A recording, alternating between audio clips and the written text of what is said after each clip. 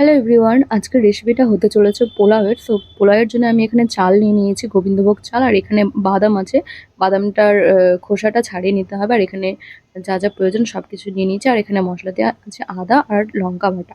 আর এখানে গরম জলটা বসিয়ে দিয়েছি।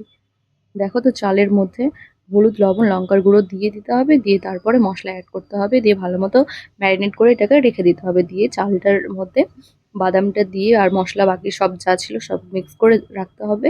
দিয়ে এখানে তেলটা গরম হয়ে গেছে দেখো। আর তেলের মধ্যে আমি এখানে যা যা দিয়েছি ফোড়নে, দেখো, দেখতেই পাচ্ছ।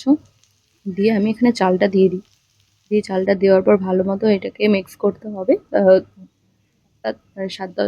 ৫-৭ মিনিট মতো এরকম করে ভালো মতো নাড়িয়ে নাড়িয়ে জিনিসটাকে একটু হালকা ভেজে ভেজে নিতে হবে। দিয়ে তারপরেই কিন্তু জল দিয়ে দিতে হবে।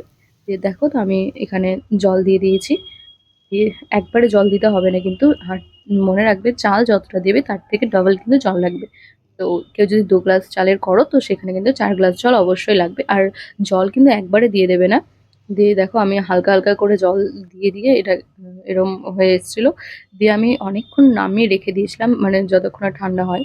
তো দেখো, এখানে কাজু কিশমিশ অ্যাড করে দিয়ে চিনির পরিমাণটা কিন্তু লাগবেই, পোলাও না হয় হয় না। দিয়ে আমি নামিয়ে এর মধ্যে ঘি আর গরম মসলা অ্যাড করি। তো খুব সুন্দর